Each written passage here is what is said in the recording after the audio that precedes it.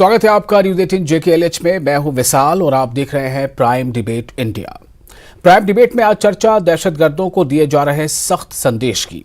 जी हां, रामबन जिले के गूल में डीजीपी जम्मू कश्मीर के आदेश पर दहशतगर्द गतिविधियों में संलिप्त 3 आतंकियों के खिलाफ जो कार्रवाई की गई है उसके दूरगामी प्रभाव पड़ने की पूरी संभावना जताई जा सकती है। दरअसल अब्दुल मजीद, शाहदीन और फारूक अहमद नामी दहशतगर्दों से जुड़ी दुकान और मकानों को अटैच किया गया है।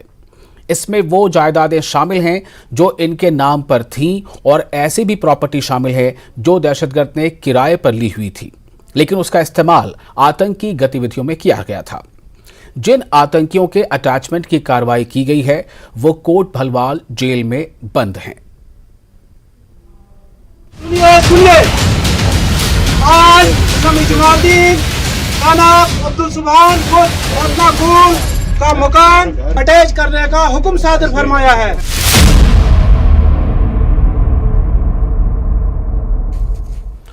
तो अब सवाल ये उठता है कि क्या इस तरह की कार्रवाई आतंकी गतिविधियों में शामिल लोगों के खिलाफ एक सख्त कदम है, और क्या इस कदम से ऐसे लोग किसी आतंकी मंशा से पहले या इसमें संलिप्त होने से पहले 10 बार क्या नहीं सोचेंगे? और क्या इस तरह की कार्रवाई उन लोगों के लिए राहत भरी खबर है जो लोग आतंकी सोच रखने वाले चंद लोगों के कारण पशेमान और परेशान होते हैं? ऐसे कई सवाल हैं जिसका जवाब तलाशेंगे अपने खास मेहमानों से। तो हम आपको बता दें कि हमारे साथ 4 खास पैनलिस्ट जुड़ रहे हैं। हम उनका परिचय करा देते हैं। हमारे साथ हैं इरफान हफीज लोन जो लीगल एक्सपर्ट हैं। हमारे साथ हैं अशोक कुमार अत्री, फॉर्मर DIG और security expert. Varinder Singh Sonu, spokesperson PDP। और कुछ देर में हमारे साथ होंगे एडवोकेट RS पठानिया, प्रवक्ता BJP। आप तमाम लोगों का बहुत बहुत स्वागत है इस खास चर्चा में। सबसे पहले मैं अशोक कुमार जी आपके पास आना चाहूंगा यह सवाल लेकर कि ये जो अटैचमेंट की कार्रवाई हुई है दहशतगर्दों से जुड़ी प्रॉपर्टीज के साथ, या जिनका उन्होंने इस्तेमाल किया, किराए पे ले रखा था उसके साथ, या जो उनके नाम पर रजिस्टर्ड थी उनके साथ, क्या ये एक ऐसा संगमेल साबित होगा जो दहशतगर्दी के खिलाफ जो एक लगातार जो संघर्ष है, जो कोशिश है, उसमें बहुत बड़ा सहायक बनेगा?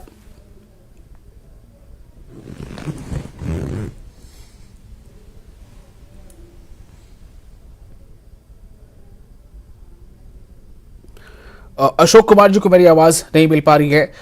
मैं कोशिश करूंगा कि फिर से उनके पास जाऊं। अशोक जी, आपको मेरी आवाज मिल पा रही है? अशोक कुमार जी, आपको मेरी आवाज मिल पा रही है? अशोक कुमार जी को मेरी आवाज नहीं मिल रही है। मैं रुख करना चाहूंगा PDP के जो प्रवक्ता हमारे साथ मौजूद है, वरिंदर सिंह सोनू। सोनू जी, आपके लिए भी मेरा यही सवाल है कि ये जो एक्शन अटैचमेंट का जो है, इस एक्शन के क्या नतायज, किस तरह के प्रभाव देखते हैं? देखिए वत्सल जी, ऐसे है कि अगर कोई आदमी देश के खिलाफ या आतंकवादी गतिविधियों में शामिल है तो उसके खिलाफ कानून पूरी कार्रवाई करे। हम भी चाहते हैं कि जम्मू कश्मीर में आतंक का माहौल जो है वो खत्म होना चाहिए, आतंकवाद खत्म होना चाहिए, क्योंकि आतंकवाद की वजह से जम्मू कश्मीर का बहुत बड़ा नुकसान हो चुका है। और जो लोग इसमें इन्वॉल्व हैं या इसमें शामिल हैं उनके खिलाफ जो कानूनन कार्रवाई होगी वो कानून करेगा। लेकिन यहां तक आपने प्रॉपर्टी अटैच की बात की है, आप देखिए एक हर एक चीज की मन में बात आती है। हम कहते हैं मान लीजिए कोई 4 भाई हैं, उनमें से एक जो है उसने वो मिलिटेंट एक्टिविटी में इन्वॉल्व है और सरकार ने उसको पकड़ा है, पुलिस एजेंसी ने उसको पकड़ा है, तो वो जेल में है। और बाकी परिवार के लोगों ने उसको फारगती भी दी हुई है जहां वो उसको उनके साथ उसका लेना देना नहीं है। लेकिन अगर प्रॉपर्टी जॉइंट है तो भाई बहन, उसके परिवार जो वहां रहता है, उनका इस मिलिटेंसी मसले से कोई लेना देना नहीं है। तो अगर आप उसकी प्रॉपर्टी को भी सीज करेंगे या कुछ भी करेंगे तो जो उन लोगों जिनका मिलिटेंसी एक्टिविटी से कोई लेना देना नहीं है या जिन्होंने उस परिवार ने उसके साथ कोई रिश्ता नहीं रखा है, तो मैं समझता हूं कि उनकी तरफ सरकार को जरूर ध्यान देना चाहिए, क्योंकि जिसने गलत किया है उसको सजा मिलनी चाहिए। हम इसके हक में हैं, क्योंकि इस मिलिटेंसी की वजह से आप देखिए जम्मू कश्मीर का बहुत बड़ा नुकसान हुआ है। अब पिछले 30 साल से जम्मू कश्मीर के लोग, मैं 30 से ज्यादा कहता हूं, 3 दशकों से ज्यादा हो गए, जम्मू कश्मीर के लोग एक बहुत बड़ी मार से गुजर रहे हैं। मिलिटेंसी की मारा, इसमें आप देखिए कितना खून हमारा बह चुका है। तो हम कहते हैं कि अगर किसी की दोष है, कोई दोषी है, उसके खिलाफ कार्रवाई होनी चाहिए, क्योंकि दोषी को कोई बचाने के नहीं है। लेकिन यह जरूर हम कहना चाहते हैं कि अगर मान लीजिए कि उसकी फैमिली या उसके भाई या उनकी कोई जॉइंट प्रॉपर्टी है, तो उनके साथ बेइंसाफी नहीं होनी चाहिए, क्योंकि जो गलत कर रहा है उसके खिलाफ सजा जो है, उसके खिलाफ कानूनन से हिसाब, उसके खिलाफ मुकदमा चलना चाहिए, उसको कानून के हिसाब से सजा मिलनी चाहिए। ठीक है, हमारे साथ एडवोकेट एस पठानिया भी कुछ देर में जुड़ने वाले हैं। मैं एक बार फिर कोशिश करूंगा अशोक कुमार अत्री जी के पास जाने की। अशोक जी, आपको मेरी आवाज मिल पा रही है? जी हाँ, बिल्कुल आ रही है जी। अशोक जी, ये जो प्रॉपर्टी अटैचमेंट की कार्रवाई हुई है रामबन जिले में, इस कार्रवाई को आप किस तरह से देखते हैं? क्या ये एक संगमेल साबित होगा दहशतगर्द गतिविधियों में शामिल होने वालों के खिलाफ? और साथ ही साथ एक सवाल इसके साथ उठ रहा है, जो अभी शायद अगर आपने सुना हो, जो पीडीपी के प्रवक्ता उठा रहे हैं।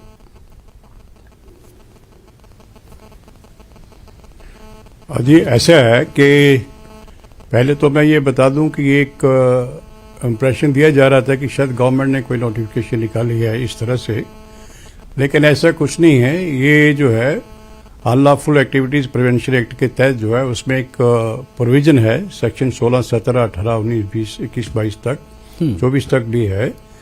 तो उस नोटिफिकेशन के जो है एफआईआर गूल का एक एफआईआर नंबर है 69 2022 का है, और उस एफआईआर में जो कि वर्सेस का है, किसी अब्दुल आपके नाम से है वो, तो इस पे 2 नोटिफिकेशन जो है, जो वहाँ के एसडीपीओ साहब है उन्होंने निकाले हैं इस एफआईआर में। और उस नोटिफिकेशन में जो है उन्होंने प्रॉपर्टी अटैच की है 2 आदमियों की जी। और पहला नोटिस जो है एक जरीना बेगम है, वाइफ ऑफ अब्दुल मजीद करके है, शायद वो टेररिस्ट होगा, उसकी वाइफ होगी। और दूसरा जो नोटिस है जो टेररिस्ट होगा, उसके फादर को दिया है वो नोटिस कि साहब ये जो प्रॉपर्टीज है ये टेररिस्ट प्रोसीड से ये बनी हुई है या क्रिएट की गई है, तो लिहाजा जो है मैं अंडर दिस सेक्शन जो है, अंडर सेक्शन 25 जो है अनलॉफुल एक्टिविटी प्रिवेंशन एक्ट के तहत मैं इनको सीज करता हूं।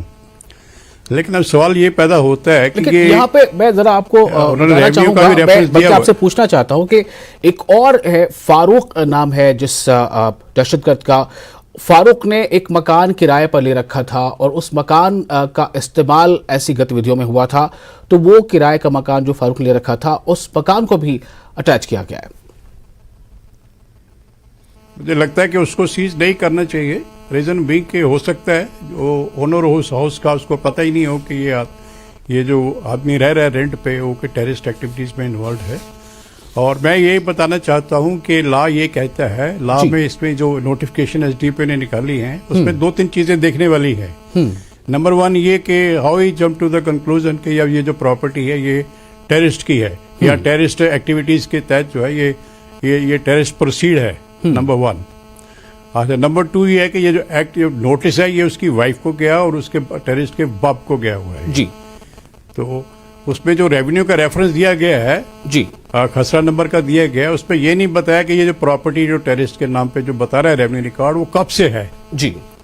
तो इसमें यही सवाल पैदा होता है कि जैसे कोई मेरे पैनलिस्ट कह भी रहे थे कि साहब आप इस एक्ट का इस्तेमाल करके ये है कि इनोसेंट लोगों को जो है हरासमेंट नहीं होनी चाहिए, उनको जो है टेरराइज नहीं किया जाना चाहिए, लिंक करके टेररिस्ट के साथ और प्रॉपर्टी को सीज किया जाए। जैसे कि एक मेडिकल शॉप सीज की है, वो कराने की बिजनेस है जी, और वो जो है वो उसका बाप ही उसका चला रहा है। हाँ। और टेररिस्ट जो है वो पता नहीं कहाँ क्या है, तो रेवेन्यू रिकॉर्ड में दिखा दिया कब से रेवेन्यू रिकॉर्ड उसके नाम पे है, वो दैट इज नॉट मेंशन्ड जी। और एक और इसमें जो है मुझे जो लगी शॉर्ट कमिंग्स नोटिफिकेशन में जी। वो ये है कि जो डिजिग्नेटेड ऑफिसर है हमारा डायरेक्टर जनरल ऑफ पुलिस है जी, तो डीजी साहब को ये है कि इससे पहले कि उसको एसडीपी को या आईओ को इन्वेस्टिगेटिंग अफसर को अप्रूवल देने से पहले ऑफ अटैचमेंट उनको पहले एक फ्री एंड फेयर इंक्वायरी करनी है और उस पर देखना है कि साहब ये जो नोटिफिकेशन जो निकाली जा रही है अटैचमेंट ऑफ प्रॉपर्टी के लिए ये ठीक है कि नहीं है जी।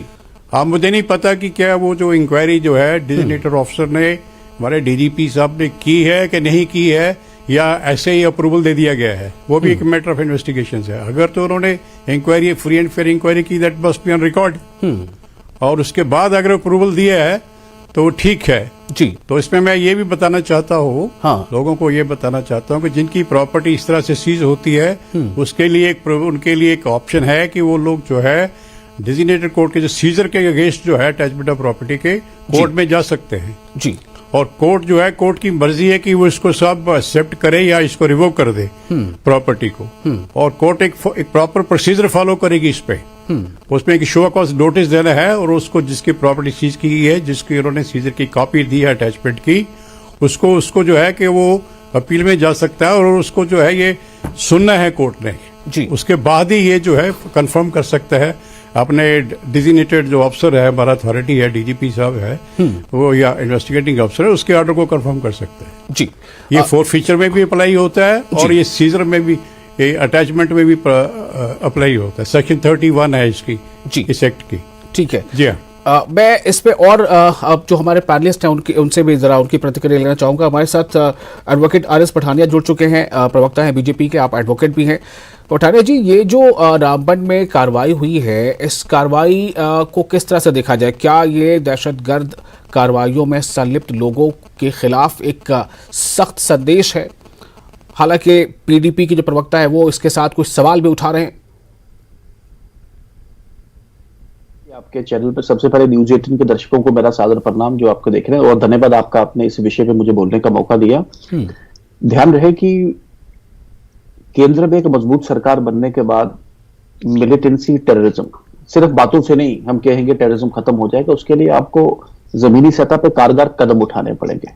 और जीरो टॉलरेंस टू टेररिज्म अगर सरकार का हॉलमार्क है तो उस जीरो टॉलरेंस पे हर तरीके से, चाहे वो कानूनी, चाहे वो एडमिनिस्ट्रेटिव, या मेरे से पहले जैसे साथी बता रहे थे आपको अंडर यूएपीए एक्ट में जो अलग अलग इसके प्रावधान हैं, तो कहीं ना कहीं एक मैसेजिंग भी देना पड़ेगा, जमीन पे उतरना भी पड़ेगा कि किसी भी शक्ल में टेररिज्म जम्मू कश्मीर में की मिट्टी पे जिसे कहते हैं टॉलरेट नहीं किया जाएगा। उस टेररिज्म में सबसे पहले जैसे आ गया, सबसे पहले तो बंदूक वाला टेररिज्म, फिर ये हवाला वाला टेररिज्म, क्योंकि पिछले कुछ वर्षों में, पिछले कुछ दशकों में बहुत सा पैसा जम्मू कश्मीर में हवाला से आया है और टेररिज्म की प्रोसीड्स के साथ लोगों ने इन्वॉल्वमेंट हुए, कुछ लोग एकदम जिसे कहते हैं रिच हुए, तो लोगों में भी कहीं ना कहीं एक मैसेज जाना चाहिए जी। और कहते हैं justice should not only be done, it should appear to have been done, लगे भी कि इंसाफ हो रहा है। तो इंसाफ की सरकार का जो ऑल आउट टेररिज्म का जो ऑल आउट एक सरकार का है कि we will go zero tolerance all, और ऑपरेशन जो ऑल आउट है उसका जमीनी सतह पे जिसे कहते हैं उसको एक बार फील उसका देना, तो उसके लिए ये बहुत जरूरी है। हम इसका वेलकम करते हैं, स्वागत करते हैं, और लोग भी इसको पॉजिटिव तरीके से करें। लेकिन एक छोटा सा मेरा एक, जैसे मेरे साथ बता, इसका मिसयूज कहीं ना हो। वी आर नॉट सेइंग कि एजेंसी मिसयूज हो रही हैं, इसके हम एजेंसीज को रिक्वेस्ट करना चाहेंगे कि मेटिकुलसली और बड़ी मेहनत के साथ इसे इंश्योर किया जाए कि इसका प्रॉपर यूज हो, यूटिलिटी हो, और जिस पर्पज के लिए बना है उसी पर्पज के लिए इस्तेमाल हो। जो इसमें कानूनी जो प्रोसीजरल जो फॉर्मेलिटीज हैं, या इसमें जो मैंडेटरी जिसे कहते हैं जो कंप्लायंस है कानून के, वो सारे फॉलो हों इसमें, और इस तरीके से हम आगे बढ़े। आप पे ध्यान में रहे कि पहली बार हालांकि प्रेस एक बड़ा ही जिसे कहते हैं एक फोर्थ पिलर ऑफ डेमोक्रेसी है, हम इज्जत करते हैं, और जम्मू कश्मीर में बड़ी टफ कंडीशन में काम कर रहा है, लेकिन कुछ मीडिया हाउसेस भी हवाला चैनल में इन्वॉल्व थे, कुछ पॉलिटिकल लोग भी। आज हमारा विषय वो नहीं है तो नहीं, मैं आपको बता रहा हूँ दी वे गवर्नमेंट इज एक्टिंग अगेंस्ट, और गवर्नमेंट का जो ये तो जीरो टॉलरेंस अगेंस्ट टेररिज्म है। और अल्टीमेटली जो अमित शाह जी ने कहा कि जम्मू कश्मीर को जिसे कहते हैं टेररिज्म से रहित करना है, तो इसके लिए मल्टीपल जिसे कहते हैं लेवल्स पे मल्टीपल तरीके से जिन स्ट्रेटजीज पे काम किया जा रहा है। ठीक है, पठानिया साहब ने ये बात कही है कि मतलब कार्रवाई सिर्फ होती है ऐसा ना हो, बल्कि कार्रवाई हो, इंसाफ हो, इंसाफ होता हुआ दिखे, जमीनी स्तर पर इसका एक संदेश पहुंचे। लेकिन क्या इसमें कुछ ऐसे सवाल हैं जो अभी पीडीपी के प्रवक्ता ने उठाया, उस पर भी गौर किया जाना चाहिए, या क्या कुछ ऐसे सवाल हैं जो अभी फॉर्मर डीआईजी आतिफ साहब उठा रहे हैं, उस पर गौर किया जाना चाहिए? इरफान साहब, चूंकि आप थोड़ा तफसीली जवाब देंगे, मैं चाहता हूं कि आप तफसीली जवाब दें, लेकिन फिलहाल मैं आपकी इजाजत से एक छोटा सा ब्रेक लेना चाहता हूं, आप मेहमानों की इजाजत से। ब्रेक के बाद जल्द हाजिर होते हैं, बात करेंगे इरफान जी से। ब्रेक के बाद एक बार फिर आपका स्वागत है। आप देख रहे हैं प्राइम डिबेट इंडिया, और आज हम चर्चा इस बात को लेकर कर रहे हैं कि जम्मू कश्मीर के रामबन जिले में जो कार्रवाई हुई है, एक सख्त कार्रवाई हुई है, और सख्त संदेश गया है दहशतगर्दों को या दहशतगर्द गतिविधियों में संलिप्त रहने वाले लोगों को। और इस संदेश, इसका जो संदेश है वो कितना बड़ा है, कितना गहरा है, और क्या इसका संदेश वाकई आने वाले दिनों में एक सकारात्मकता जो है वो दिखाएगा। लेकिन इस पर कुछ अलग अलग प्रतिक्रियाएं हैं अलग अलग दलों की, उसको हम जानने की कोशिश कर रहे हैं। हमारे साथ इरफान हफीज लोन जुड़ चुके हैं, लीगल एक्सपर्ट हैं। इससे पहले आपने अशोक कुमार अत्री जी को सुना जो फॉर्मर डीआईजी हैं, वरिंदर सिंह सोनू जी को सुना पीडीपी के प्रवक्ता हैं, और एडवोकेट आर एस पठानिया जो बीजेपी के प्रवक्ता, उनको भी आपने सुना। इरफान जी, मैं आपके पास आ रहा हूं, आज की जो कार्रवाई हुई है कैसे देखते हैं उसे? देखिए, मैं आपसे ये कहना चाहता हूं कि अगर कोई भी कानून अपने हाथ में लेता है तो उसके खिलाफ कार्रवाई होनी चाहिए। लेकिन हम आपसे ये बताना चाहेंगे कि मैंने इससे पहले भी आपसे शायद ये शेयर किया कि एक व्यक्ति जो लॉ है वो इनोसेंट माना जाता है। A person is presumed to be innocent till his guilt is proven that too beyond reasonable doubt. एक शख्स जिसके खिलाफ एफआईआर होता है, आरोप होता है, वो निर्दोष माना जाता है जब तक उसको साबित ना उसके खिलाफ जो है चार्जेस हो, तब तक वो निर्दोष है। मैं आपको ये बताना चाहता हूं कि जम्मू कश्मीर में हमने देखा है अफसफा यहां पर लागू है, डिस्टर्ब्ड एरिया है, पब्लिक सेफ्टी एक्ट है, अनलॉफुल एक्टिविटीज प्रिवेंशन एक्ट है। ऐसे कवानीन है जहां पर हमने देखा है कि बहुत उनका दुरुपयोग होता, मिसयूज होता है। बहुत से निर्दोष लोग जो है वो कभी गलत तरीके से फंसाए जाते हैं। मैं जनरलाइज नहीं कह रहा हूं, लेकिन बहुत से ऐसे केसेस होते हैं। और जहां तक अनलॉफुल एक्टिविटीज प्रिवेंशन एक्ट है, मैं बहुत संक्षेप में आपको बताना चाहता हूं, वेरी ब्रीफली। ये अनलॉफुल एक्टिविटीज प्रिवेंशन एक्ट जो है, मैं as a student of law मानता हूं इसके कुछ प्रोविजंस जो है वो बहुत ड्रैकोनियन प्रोविजंस है। मान लीजिए अगर इसमें अनलॉफुल में एफआईआर दर्ज होता है 18, 16, 21 सेक्शंस में, तो वहां पर एक सेक्शन 25 है, आप सुनिएगा ये गौर से। उसमें पावर्स मिलते हैं आयोग को कि अगर एफआईआर हुआ है during the course of investigation, अगर उसको लगता है कि कहीं पर प्रोसीड्स ऑफ टेररिज्म, ये एक्सप्रेशन है वहां पर, और प्रोसीड्स ऑफ टेररिज्म जो है उसे वो जब्त कर सकते हैं। लेकिन बहुत इंपॉर्टेंट बात, प्रोसीड्स ऑफ टेररिज्म जो डिफाइन हुआ वो ड्रैकोनियन है। जनाब, प्रोसीड्स ऑफ टेररिज्म डिफाइन हुआ है कि अगर किसी के पास अपनी एंसेस्ट्रल प्रॉपर्टी है, लेकिन आयोग को अगर लगता है इंटेंशन लफ्ज हुआ है कि कोई किसी का इंटेंशन है इसे मिसयूज करने का, इस्तेमाल करने का एंटी नेशनल एक्टिविटीज में, तो उसे भी उन्होंने डिफाइन किया कि यह भी कवर होता है प्रोसीड्स ऑफ टेररिज्म। इस बात को आपको ध्यान में रखना चाहिए। प्रोसीड ऑफ टेररिज्म नहीं है कि जो आपने इससे कोई प्रॉपर्टी बनाई है, अगर आपकी साफ सुथरा प्रॉपर्टी भी है, लेकिन आयोग को इतने पावर्स दिए गए हैं कि वो इसे जब्त कर सकता है कि अगर कहेगा कि मुझे शक लगता है कि ये प्रॉपर्टी इस्तेमाल गलत तरीके से हो सकती है। मैं आपको ये कहना चाहता हूं कि हमने बहुत से केसेस देखे हैं। आज की जो कार्रवाई है उस पर आप क्या कहेंगे? आज की कार्रवाई क्या है? कश्मीरी 70 साल से जम्मू कश्मीर का अवाम अफसफा देख रहा है। मैंने कश्मीर में देखा अफसफा के कारण हंदवारा नरसंहार हुआ, श्रीनगर में गौ कत्ल हुआ, हंदवारा हुआ जिसमें निर्दोष इरफान जी देखिए, समय की सीमा होती है। आज जो विषय रखा है उस पर बात करें। आज जो कार्रवाई हुई है उस पर आप क्या कहेंगे? मेरा सवाल ये है। किया तो आप उसे दोषी मानते, कोई आरोपी कह देगा तो मान लीजिए। हम चाहते हैं कि जम्मू कश्मीर में जो इन कवानीन का दुरुपयोग होता है, हम दुआ करते हैं कि कश्मीर समस्या सुलझ जाए, ताकि ये सारे कवानीन जो हमारे खिलाफ लगाए जाते हैं हमें इससे छुटकारा मिले। आज के बारे में क्या कहेंगे? क्या आज भी कुछ ऐसी बात हुई है? देखिए, आज एफआईआर हुआ है और सेक्शन 25 में, ये लॉ आप देखिए अनलॉफुल एक्टिविटीज एक्ट में, सेक्शन 25 में फिर आयोग के पास पावर होते हैं कि वो इसमें जाएगा और अगर उसको लगता है इन्वेस्टिगेशन के दौरान किसी प्रॉपर्टी को जब्त करेगा। लेकिन इस प्रॉपर्टी को 2 कंडीशंस है। एक, उसमें सरकार का अप्रूवल होना चाहिए डीजी साहब का, और उसके बाद ये डेजिग्नेटेड अथॉरिटी, जैसे यहां कश्मीर में हमारा ड्यूकॉम डेजिग्नेटेड अथॉरिटी है, फिर वो देखते हैं कि आया इसको, इस अटैचमेंट को हम कंफर्म करें या रिवोक करें, और उसके बाद डिस्ट्रिक्ट जो हमारा कोर्ट होता है सेशन कोर्ट, वहां पर भी आप अपील कर सकते हैं। इसलिए जो पुलिस कहती है अगर कोई किसी ने दोषी होगा उसके खिलाफ कार्रवाई हो, लेकिन हम ये कहना चाहेंगे कोई निर्दोष, अगर किसी की ये पॉलिसी है कि निर्दोष जम्मू कश्मीर के अवाम को सताया जाए और उस पॉलिसी के तहत हमें सताया जाता है, तो हम कहते हैं कि ऐसा नहीं होना चाहिए। ठीक है इरफान जी, मुझे लगता है आपने आज हमारे केस का स्टडी थोड़ा नहीं किया ठीक से, आज आपको वो करना चाहिए था। मैं फिर से वापस आता हूं वरिंदर सिंह सोनू जी के पास। वरिंदर जी, आज की कार्रवाई पे मेरा फोकस है। आज जिन 3 लोगों के खिलाफ, जिसमें अब्दुल मजीद है, जिसमें फारूक है, जिसमें शाहदीन है। फारूक ऐसा शख्स है जो इस मकान को किराए पर लेकर रहता है, तो उस मकान को सीज किया गया है। शाहदीन और अब्दुल मजीद के घर को सीज किया गया है, शाहदीन की दुकान को सीज किया गया। सवाल, बिल्कुल आप फैसला सुनाते हैं, कैसी बात कर रहे हैं आप?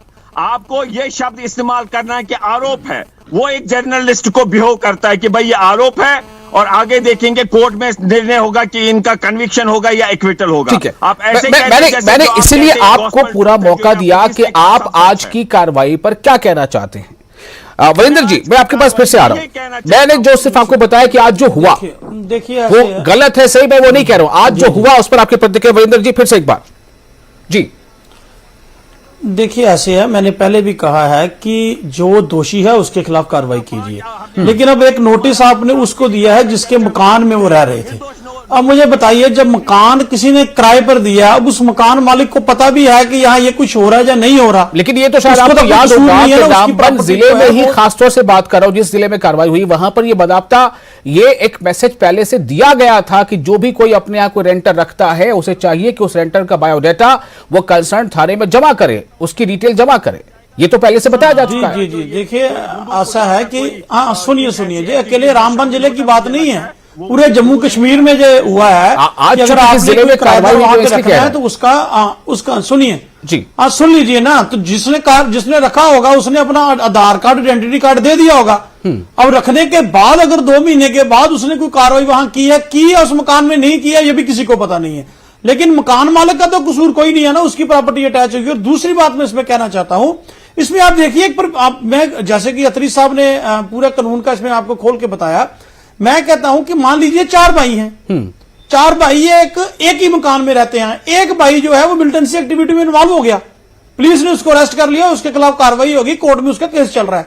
अब उन तीनों का तो कोई दोष नहीं है ना, अगर वो उन्हीं का मकान भी सीज होगा तो वो 3 आरएस पठानिया जी, मैं आपके पास आना चाहता हूं। आपने कहा कि संदेश जो है दोषी के खिलाफ जाना चाहिए और इंसाफ होता दिखना चाहिए। क्या वरिंदर जी जो कह रहे हैं वो बात और जो आपने की, वो बातें अलग अलग हैं?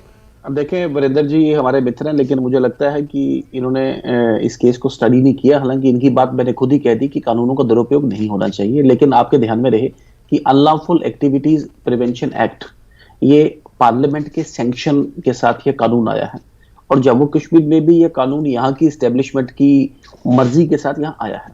ये जो एक्टिविटी आज की गई है section 25 unlawful activities prevention act की, जिसके तहत आयोग के पास पावर है, बट आयोग की पावर कोई एब्सोल्यूट पावर जिसे कहते हैं, कोई आखिरी फैसला, आखिरी शब्द नहीं है।